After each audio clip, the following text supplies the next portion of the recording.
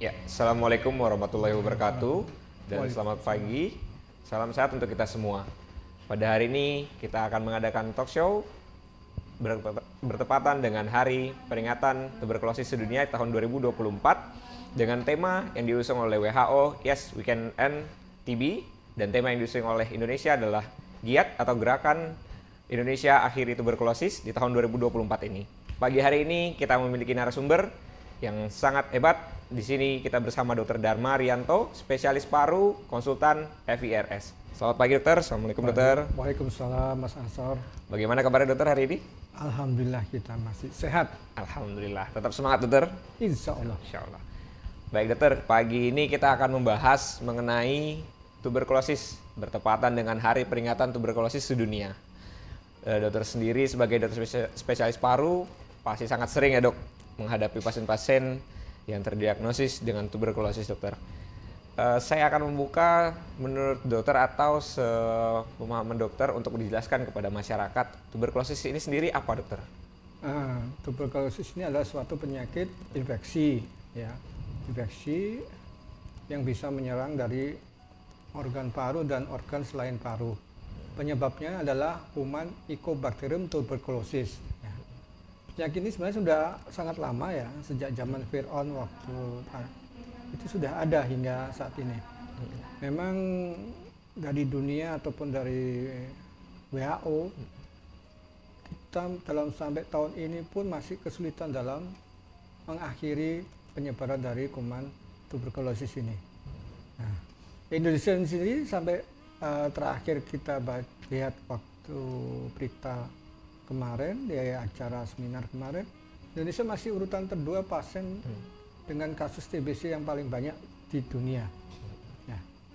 Oleh karena itu pemerintah bekerjasama dengan masyarakat Indonesia dan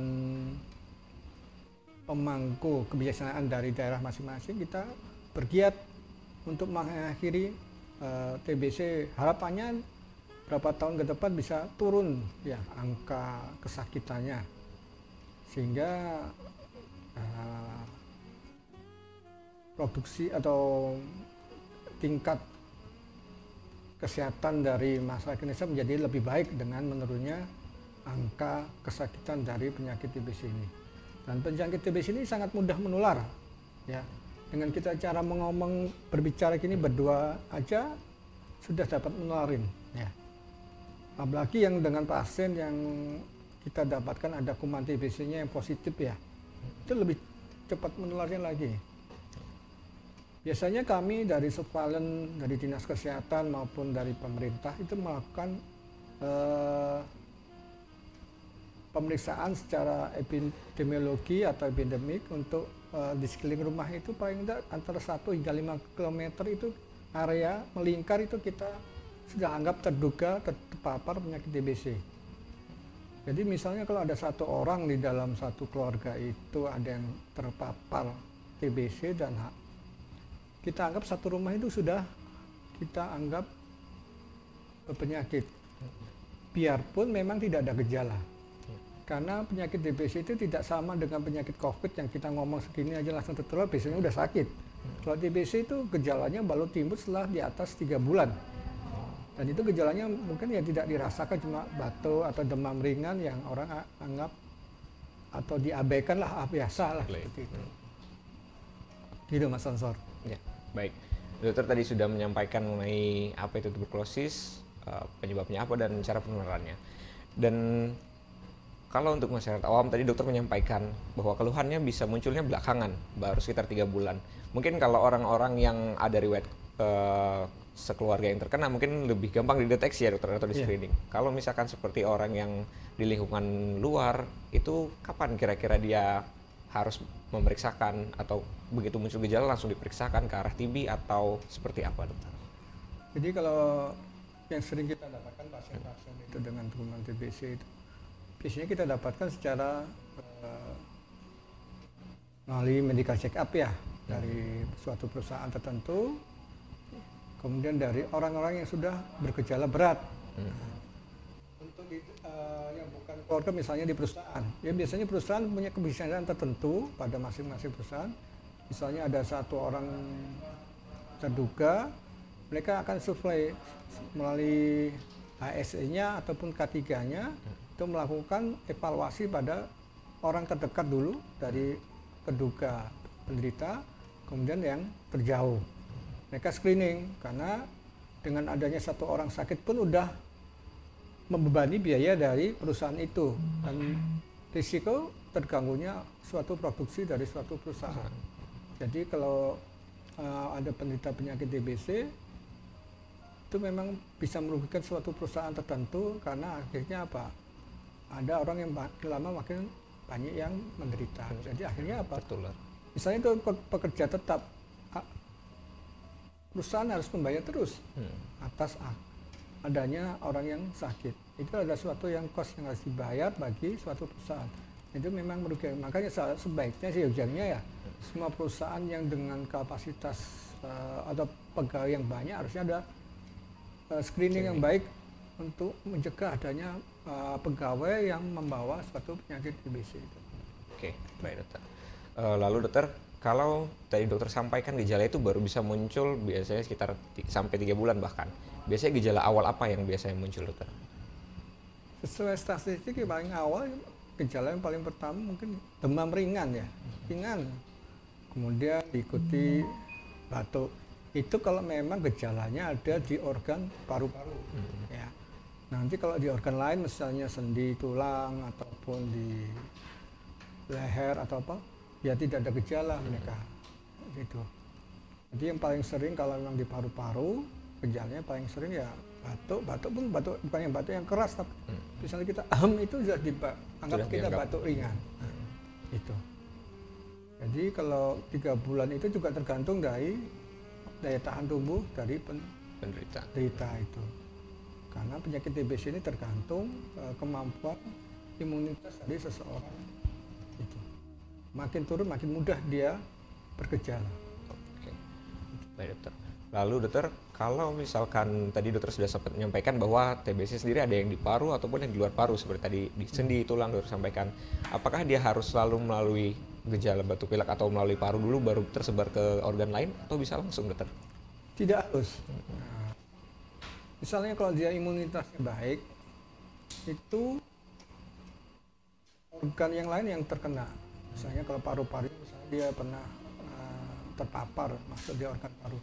Tidak harus paru-parunya, bisa timbul gejala di permukaan leher, kelenjarnya membesar, atau dia menyerang ke sendi tulang karena penyebaran kuman tuberkulosis itu bisa melalui darah, aliran darah bisa menyebar kemana-mana. Orang utamanya orang itu setelah keluhannya memberat, baru dia akan berobat. Kalau ringan dia mengabaikan, paling karena capek atau sebab lain. Selain itu dokter, berarti kalau misalkan pasien ini terkena TBC di luar paru, penularannya apakah sama dari udara seperti saat kita berbicara ini, atau tadi dokter sempat menyebutkan melalui darah juga bisa, atau seperti apa dokter? Jadi kalau yang di dalam paru, infeksinya dia akan terpapar langsung dengan kita berbicara melalui udara, karena kuman bisa terbawa oleh udara. Kalau kita batuk pun jaraknya pun bisa sampai kurang lebih sekitar 3 meteran ya. Jadi kalau untuk pada prinsipnya dia harus terisap dulu melalui paru-paru. Misalnya ketahanannya bagus, dia akan berpindah. Kalau masih kumannya masih hidup, dia akan pindah kemana sesuai dia masuk di aliran darah. Nah, dia bisa juga sampai ke sendi tulang, lutut, bahkan ujung jari pun ada kemarin kita dapat. Juga ada benjolan biasa di biopsi, ternyata gambarnya granuloma TB, jadi kemungkinan ada TB. Jadi dia harus gejala demam atau batuk, biasanya nyeri sendi, yang dianggap tadi atau ada nyeri ada benjolan di otot-otot. Oke, baik dokter. Lalu bila setelah ini baik dokter, setelah ini mungkin kita akan break terlebih dahulu dokter sebelum kita lanjutkan ke sesi berikutnya. Bagi Sobat Parikesit, tetap standby dan akan kita lanjutkan setelah ini.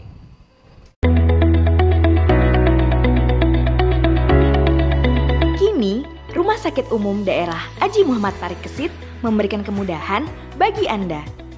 Anda tidak perlu antri dan menunggu lama untuk mendapatkan obat di instalasi rawat jalan. Sobat Parikesit, layanan antar obat Parikesit.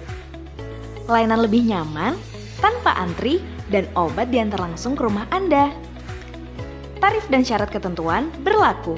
Untuk informasi lebih lanjut, segera hubungi call center Depo Rawat Jalan 0813 4614 5900 atau kunjungi Depo Farmasi Rawat Jalan, Gedung Merak, lantai dasar. Sobat Parikesit, layanan antar obat Parikesit.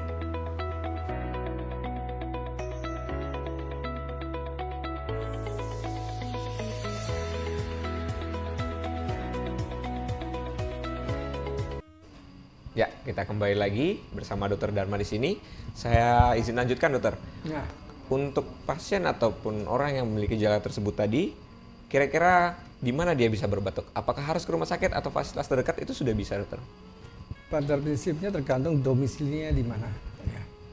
Kalau ada terdekat itu ada klinik atau pasien yang terdekat, ya nggak apa-apa, nanti kita dievaluasi sama dokternya atau tenaga ahli di situ, kesehatan, perawat atau yang memang sudah dilatih, nanti dievaluasi. Kemudian kalau memang itu dari data klinisnya didapatkan suatu gejala mengarah ke suatu penyakit TBC, ya masih nanti diarahkan lagi ke pasien yang terdekat yang mempunyai fasilitas pemeriksaan dahak atau pemeriksaan TCM kalau memang gejalanya di bidang paru-paru. Kalau terduganya di adanya kelenjar di leher, ya diarahkan rumah sakit terdekat yang ada pemeriksaan biopsinya. Gitu. Sebenarnya kami dari tim TB nasional apapun daerah itu sebenarnya kita sudah bekerjasama dengan fasilitas posyandu, poslansia untuk menangkap atau menemukan para penderita TB. Jadi kita sebanyak mungkin dengan petugas relawan ataupun posyandu, poslansia, kalau mereka mendapatkan sesuatu yang bergejala TB, ya kita harus tangkap, kita arahkan ke puskesmas terdekat, kemudian kita lakukan pemeriksaan. Paling sederhana lah pemeriksaan dahak untuk lihat ada kuman TB atau tidak. Kalau memang gejalanya memang tidak kita dapatkan, kita arahkan ke rumah sakit terdekat. Ya, kita lakukan foto ronsen ataupun bahkan ya CT scan kalau memang fasilitas itu ada di rumah sakit tersebut untuk kita screening. Karena target kita itu harusnya 2030 udah turun angka kesakitan itu. Dan ini kan sudah masuk di program dari pemerintah nasional bahwa TB harus kita turunkan. Dan itu adalah tanggung jawab dari pemerintah pusat, daerah, bahkan sampai ke lurah skala itu. Ya, bahwa berarti sebenarnya usaha dari pemerintah bersama dengan tim-tim kesehatan sudah cukup banyak dan maksimal, Dok, bahwa fasilitas terdekat dimanapun warga berada itu sudah memiliki tim kerja dan memiliki tahapan ataupun pemeriksaan yang berkesinambungan dengan rumah sakit berarti ya, Dokter? Iya, karena kita sudah ada SOP-nya ya, jadi alur dari pengobatan atau penangkapan pasien TB itu ada berjenjang. Iya. Yang sebenarnya kenapa sih pemerintah itu ingin menurun? Karena pembiayaan untuk pengobatan penyakit TB sendiri itu sangat besar, mulai dari pemeriksaan maupun dari pengobatan itu sendiri. Karena makin lama kuman TB itu makin banyak yang resisten dengan obat. Kemudian orang mudah putus berobat ya, itu yang kita sayangkan ya. Karena pertama ya mungkin karena masalah biaya, karena dia harus ngambil dari rumah ke tempat itu terlalu jauh. Itu perlu biaya, apalagi di daerah kita Kutai ini. Geografisnya memudahkan seseorang untuk putus berobat karena jarak tempuh dan biaya yang harus dikeluarkan bagi penderita tersebut. Kemudian dari pembiayaan medis juga obat-obatnya pun hampir semua belum bisa diproduksi ya untuk obat-obat yang generasi lanjut. Karena generasi yang lama sudah bisa produksi Indonesia, cuma yang lanjut kita harus import. Nah, import itu juga perlu biaya. Nah, biarpun ada bantuan dari WHO itu sendiri atau dari organisasi yang afiliasi dengan WHO seperti KNCV atau lainnya. Oke, baik, Dokter. kita lanjutkan membicarakan tentang pengobatan, dokter. Mungkin di masyarakat awam ini lebih familiar kalau orang ditanya pernah berobat 6 bulan atau pernah berobat TBC, atau mungkin lebih seringnya dibilang pengobatan 6 bulan. Itu seperti apa, Dok, mekanisme pengobatan TBC sendiri, dokter? Sebenarnya bukan pengobatan 6 bulan sih ya, penderita itu biasanya ngomong. Saya biasanya ngakunya adalah paru-paru basah. Oh iya, betul. Nah, itu yang paling banyak. Saya paru-paru basah diobati selama 6 bulan dan baik gitu biasanya. Nah, pengobatan dari penyakit TBC itu tergantung jenis kumannya, yang tipenya yang sensitif dengan obat atau dengan resisten obat. Kalau sensitif obat, kita itu minimal kita pengobatannya 6 bulan. Jadi 2 bulan itu kita minum, pasien harus minum tiap hari. Mohon maaf, ya, pasien. Jadi yang terbaru memang 6 bulan kita semua sekarang intensif tiap hari ya. Yang 4 bulan nanti dosisnya ada 4 macam obat dijadikan satu. Kemudian yang 4 bulan berikutnya adalah yang dosis obat yang 2 macam obat jadi satu. Nah, sekarang yang dulu yang fase lanjutan yang minum obat seminggu 3 kali, sekarang diminumkan tiap hari. Ya, untuk kita mempercepat proses penyembuhan pasien tersebut. Kemudian untuk resisten obat tuh macam-macam, bervariasi, tergantung ketahanan individual. Untuk yang terbaru ini memang kita ada yang baru, untuk penyakit resisten obat tuh kita baru memakai obat baru dengan pengobatan selama 6 bulan rencananya. Tapi tergantung timbulnya efek samping dan adanya alergi atau tidak dengan obat tersebut. Jadi kalau memang dia tahan atau tubuhnya bisa menyesuaikan dengan obat tersebut, pengobatannya untuk resisten obat bisa 6 bulan yang terbaru sekarang ini. Kalau tidak bisa, ya terpaksa kita lanjutkan dengan pengobatan jangka panjang. Itu istilah kita. Bisa sampai 9 bulan ataupun bahkan lebih dari 9 bulan, tergantung progresnya dari pasien tersebut. Nah, itu yang kita harus hindari adalah pengobatan yang resisten obat. Itu karena pertama orangnya akan bisa mengganggu aktivitas pekerjaannya, kemudian bisa menyebabkan putus berobat, bisa menimbulkan masalah keluarga. Karena apa?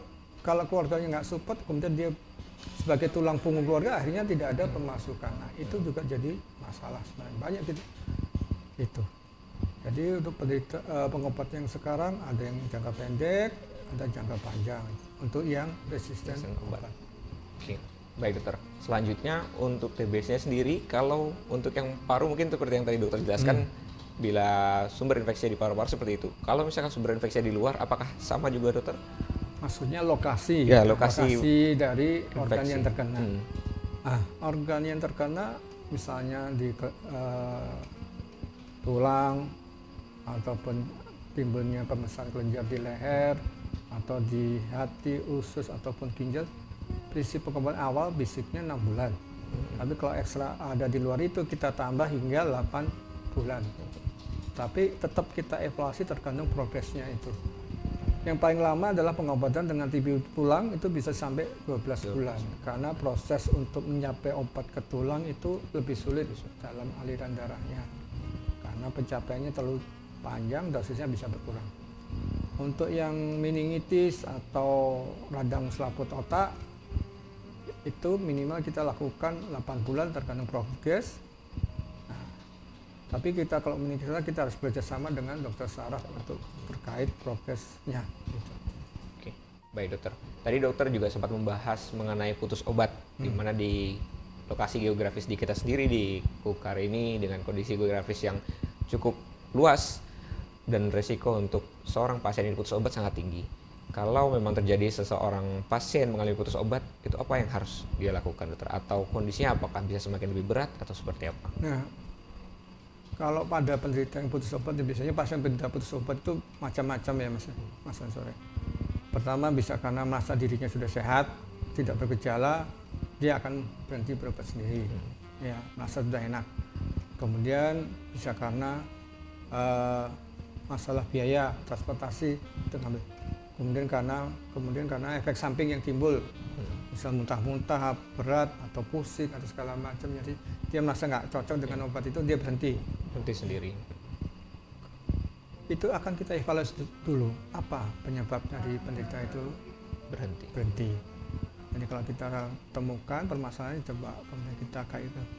Dampaknya jika dia berhenti obat ya, pertama ya kalau memang belum sembuh, dalam arti perbaikannya belum baik, ya akan menyebabkan timbulnya, pertama bisa menimbulkan resistensi obat.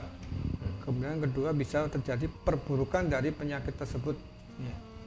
Apakah itu di tulang atau di paru atau di otak, bisa. Begitu.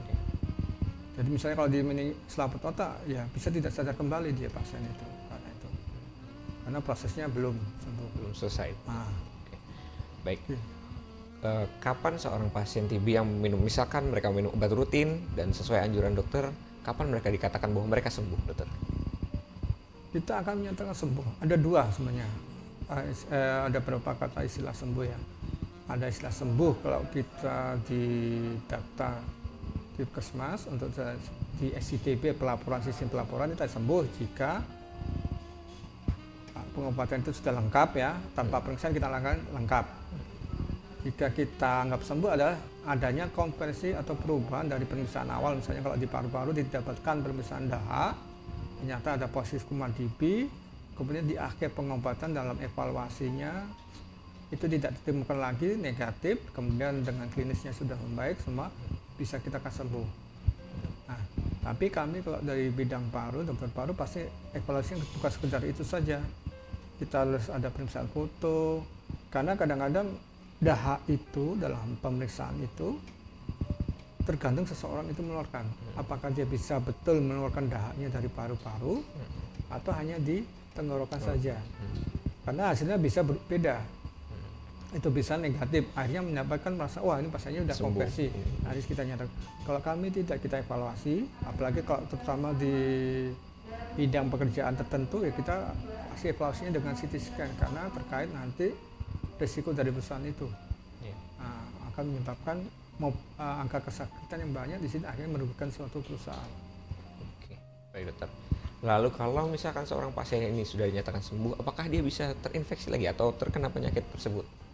Jadi gini, kuman TBC itu punya sifat yang pertama ya, bisa membeku, istilah kami itu mengkristal ya. Kalau sudah membeku, dia tidak akan bisa ditembus dengan obat. Yang paling baru belum bisa. Kemudian risikonya adalah jika dia fisiknya turun, dia akan timbul lagi, istilah kami relapse. Itu yang relapse ya. Kemudian kedua, bisa terpapar lagi dari keluarga yang belum kita screening. Akhirnya istilah kita gampangannya bola pingpong, efek bola pingpong ya. Satu disembuhin, satu masih sakit, nulari lagi yang sembuh. Itu akan berkelanjutan. Itu. Jadi prinsipnya orang yang sudah penyakit TBC kita sudah nyatakan sembuh atau sehat bisa timbul kembali jika daya tahan tubuhnya turun. Di situ dia punya suatu granuloma atau kristalnya dari kuman TB yang membeku, kemudian adanya keluarga yang atau orang terdekatnya yang belum diobati. Itu hanya dia tertular. Oke, baik. Berarti istilahnya bahwa kuman tersebut masih ada dalam diri namun dalam kondisi tidak menginfeksi, tidak aktif seperti itu ya dokter. Baik, lalu kalau misalkan dia sembuh, apakah ada efek sisa dok? Mungkin seperti yang orang awam pernah tahu atau pernah mendengar kalau seperti COVID kemarin, ada yang disampaikan efek sisa seperti long COVID. Apakah di TBC ini juga ada dokter? Ada, tergantung tingkat berat saat pasien itu datang, saat dia mulai pengobatan pertama kali. Jadi contoh ada pasien kita kan kalau di bidang paru-paru ada tingkat gambaran foto ronsen ya, ada yang ringan, sedang, atau yang berat atau lanjut. Nah kalau sampai di tingkat sedang atau berat itu bisa menimbulkan gambaran fibrosis atau jaringan ikat di paru-paru yang kemungkinan besar tidak bisa hilang.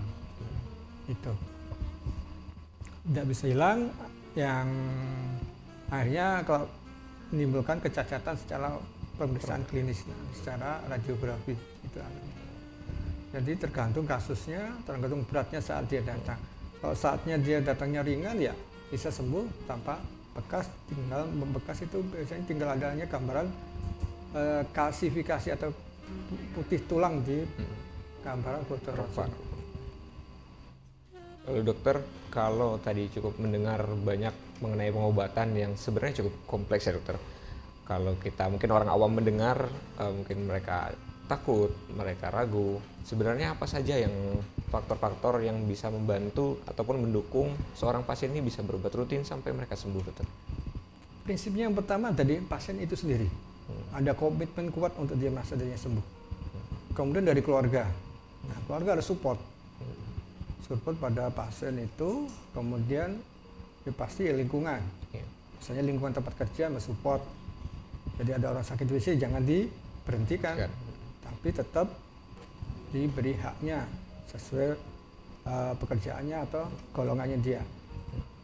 Itu jadi tetap kemudian ada support dari ya pemerintah dalam hal ini penyediaan obat yang berkelanjutan. Jadi tidak boleh berhenti, oh besok ini orangnya sakit, obatnya ada, besok hilang, nggak ada stok barang. Nah akhirnya terjadi apa? Putus berobat, karena nggak mungkin pasien itu membeli. Karena pengobat ini kalau beli sendiri biayanya cukup banyak bagi individual. Tapi kalau ditanggung pemerintah dengan menyediakan obat yang gratis, ya alhamdulillah mereka akan bisa berobat. Jadi prinsipnya pertama ya pasti ada komitmen dulu dari pasien itu sendiri. Yang jelas dari kami dan tenaga kesehatan akan menjelaskan tentang efek samping obat utamanya dulu, kemudian risiko-risiko yang terjadi jika dia berhenti berobat. Oke. Mungkin kita masuk ke efek samping obat. Tadi dokter sudah beberapa kali menyinggung. Sebenarnya efek samping yang paling sering mungkin tadi dokter sempat menyampaikan mual muntah, atau apakah sampai bisa menyebabkan efek samping yang cukup berat dokter? Bisa. Pada prinsipnya semua obat, bukan obat TBC, semua obat bisa menimbulkan suatu reaksi yang berlebihan pada tubuh seseorang. Ya. Yang paling sering timbul memang adalah mual, bahkan muntah. Nah, yang pasti obat-obat TBC itu akan memberi warna, salah satu efek sampingnya warna kencing, jadi warna kuning oranye. Kemudian pada orang-orang tertentu bisa gangguan fungsi hati, bisa juga gangguan ginjal. Kemudian bisa peningkatan kadar asam urat. Tapi semua itu kita evaluasi dengan ketat melalui teman-teman di Faskes ataupun kami yang di rumah sakit untuk mengevaluasi fungsi hati, fungsi ginjal itu. Karena jangan sampai kita ngobati seseorang timbul penyakit yang lain. Nah, itu hanya menyebabkan seseorang itu akan putus asa untuk menyelesaikan pengobatannya. Oke, baik dokter. Mungkin sudah cukup banyak dokter menjelaskan tadi. Mungkin saya coba melihat dari sisi lain, dari sisi seorang keluarga pasien TBC dokter. Tadi dokter sudah menyampaikan bahwa keluarga, terutama yang di sekitar lingkup pasien ini harus di screening. Sebenarnya apa saja yang harus dilakukan terhadap keluarga yang memiliki kontak ataupun yang terikat dengan pasien ini? Mereka harus screening seperti apa dokter? Biasanya kami ya, kalau ada seseorang terduga TBC dinyatakan positif kuman, itu kami dari tim, bukan kami ya, dari Faskes terdekat Puskesmas punya kewajiban mereka untuk men-screening. Satu keluarga itu kita lakukan evaluasi dengan mulai pemeriksaan klinis, pemeriksaan penunjang. Penunjangnya berupa yang sederhana di sana mungkin pemeriksaan dahak. Ya. Kalau lebih lanjut ke rumah sakit ya melakukan pemeriksaan ronsen kalau memang keluhannya banyak di paru-paru. Jadi prinsipnya kalau ada satu keluarga sakit ya Puskesmas punya kewajiban untuk men-screening keluarganya dulu. Terutama yang sering datang ke rumah atau kontak dengan pasien tersebut. Gitu Mas Anwar. Oke, baik. Berarti dari keluarga sendiri harus lebih proaktif juga ya dok. Begitu tahu bahwa ada anggota keluarga yang terkena TBC dan dilakukan pengobatan, mereka juga harus waspada berarti ya dokter, untuk menghindari efek pingpong yang tadi dokter sampaikan juga. Di mana satu pasien tadi sudah berobat sembuh, namun keluarganya ini ternyata sudah mulai terjangkit penyakit dan kembali menginfeksi ulang, berarti seperti itu ya dokter. Baik, untuk pengobatan sendiri yang dokter alami dan dokter punya pengalaman di rumah sakit, apakah banyak pasien-pasien yang telat berobat atau mungkin kondisinya sudah gejalanya cukup parah atau berobat atau seperti apa dokter? Ya, yang pernah kami dapatkan ya memang ada semua yang disebutkan Mas Ansor. Ada yang datang sudah bergejala berat, kemudian putus berobat, ataupun yang sering terjadi adalah mereka itu tidak melakukan pelaporan saat melakukan pekerjaan keluar kota misalnya. Nah, akhirnya apa? Obat yang dibawakan pulang dari Puskesmas terdekat itu tidak sesuai saat dia dinas di luar kota. Akhirnya dia putus berobat. Tapi saat dia putus kita evaluasi dulu, kita nilai betul-betul sudah putus berobat atau belum. Kalau memang belum ya tetap kita lanjutkan sesuai dosis sebelumnya. Gitu. Oke, baik. Lalu terkait dengan keluarga sendiri sebagai support system, dokter, mungkin ada yang pernah mendengar atau menyebutkan bahwa ada PMO atau pengawas minum obat, itu seperti apa perannya dokter? Nah, PMO itu tergantung dari kasusnya dulu ya, Mas Ansor. Kasusnya kalau dia sensitif obat, PMO-nya bisa dari keluarga. Tapi kalau yang resisten obat, PMO-nya dari nakes di Puskesmas terdekat. Keluarga di sini yang diberi tanggung jawab ya mungkin bisa istri, anak, ataupun adik. Kalau dia sendirian ya kita minta bantuan dari orang yang mengantar, terutama tetangganya mungkin yang mengantar. Tujuannya adalah mengawasi orang itu betul-betul minum obat dan tertelan obatnya. Ya. Prinsipnya obat itu diminum dan tertelan, bukan disimpan di bawah lidah. Itu yang paling sering kita temukan. Ya. Jadi prinsipnya benar-benar nungguin, lihat orang itu minum obat dan ditelan. Itu kuncinya di situ. Kadang-kadang memang kita temukan banyak pasien sudah diminum, sudah, tapi simpan bawah lidah biasanya dikeluarin lagi. Nah, itu gitu.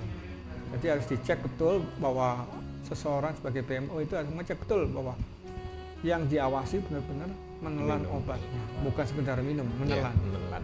Itu. Bahwa betul-betul masuk ya ke organ tersebut. Baik. Berarti sebenarnya kalau kita sekilas merangkum, peran keluarga ini sangat penting sebenarnya dokter. Betul, sangat penting karena support utama itu dari keluarga. Kalau keluarganya support, cuek, biarin orang yang sakit, orangnya juga akhirnya mau kemana? Iya. Masih. Karena prinsipnya penyakit DBC kunci utamanya dari komitmen dan support keluarga. Nakes itu hanya support yang bagian bawah. Itu. Kecuali yang resisten obat kita harus support semua. Karena kita menjaga jangan sampai semua penderita DBC menjadi resisten obat. Nah, itu. Karena tertular dari penderita yang tidak sembuh. Oke, baik. Lalu mengulas balik ke belakang, kira-kira ada faktor tertentu atau kondisi tertentu yang menyebabkan seseorang lebih gampang terinfeksi, dokter? Seseorang itu gampang terinfeksi dari kuman TBC itu biasanya karena daya tahan tubuhnya rendah. Contoh gampang, penyakit kencing manis. Ya. Kemudian penderita cuci darah. Kemudian penderita yang sedang minum obat kanker. Nah, itu biasanya daya tubuhnya rendah. Ataupun orang-orang yang sedang mengkonsumsi obat kortikosteroid jangka panjang. Itu juga menurunkan daya tahan tubuhnya terhadap kuman TBC. Jadi mereka akan mudah tertular. Kemudian yang paling kita sering jadi kerjasama adalah pada penderita HIV. Nah, kepada penderita HIV atau AIDS ini itu pasti kami melakukan pemeriksaan TB karena mudah tertularnya dengan kuman TBC ini. Oke, berarti ada memang kondisi-kondisi medis atau kondisi-kondisi kesehatan tertentu yang memang lebih rentan berarti ya dokter? Iya. Kalau terkait usia sendiri, apakah anak-anak juga ada dokter atau lansia atau hanya di orang ataupun masyarakat yang usia produktif saja dokter? Prinsipnya kuman TBC bisa terpapar untuk segala umur. Ya, baik bayi baru lahir ataupun orang yang sudah lanjut. Baik orang yang tinggal di rumah kecil, rumah saudara, bahkan rumah yang tinggal di AC pun banyak. Tidak harus pada orang yang tidak mampu, orang yang mampu pun banyak yang terpapar TBC. Tidak harus ada orang kurus, tapi orang gemuk juga ada. Jadi semua bisa, segala umur, segala aspek bisa terpapar. Gitu. Jadi pada umumnya semua memiliki tingkat resiko terinfeksi yang sama, cuman ada beberapa golongan kelompok masyarakat tentu yang memiliki riwayat penyakit lain mungkin sebenarnya, Dok, yang lebih rentan terkena berarti ya, Dokter.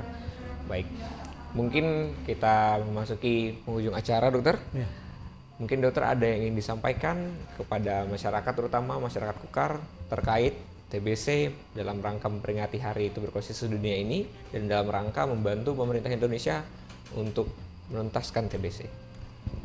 Ya, saya cuma saran kepada masyarakat pemirsa di Instagram dan masyarakat Kutai, jangan malu berobat kalau kita nyatakan penyakit TBC, dan jangan sampai kita tutupi kalau kita punya penyakit TBC, karena dengan Anda berjujur dengan kami Interakes, harapannya kami bisa mengurangi jumlah angka kesakitan dan penderita TBC. Karena dengan kejujuran dari masyarakat ataupun penderita, kita harapkan kita bisa menemukan. Jadi target untuk pemerintah bisa menurunkan angka kesakitan akan insya Allah bisa tercapai dengan bantuan kerjasama dari masyarakat. Itu Mas Anso. Ya, baik. Luar biasa sekali. Terima kasih banyak Dr. Dharma atas sharing ilmu, sharing pengetahuan dan pengalaman terkait penyakit tuberkulosis ini, terutama khususnya untuk masyarakat Kukar dan masyarakat Indonesia secara umumnya. Baik, dalam rangka memperingati Hari Tuberkulosis Sedunia, kami memberikan talk show ini untuk memberikan pengetahuan kepada masyarakat luas. Semoga dapat bermanfaat dan memberikan ilmu bagi seluruh masyarakat. Untuk slogan TBC sendiri, yaitu TOS TBC, temukan TBC, obati sampai sembuh. Assalamualaikum warahmatullahi wabarakatuh. Selamat pagi dan salam sehat untuk kita semua. Waalaikumsalam.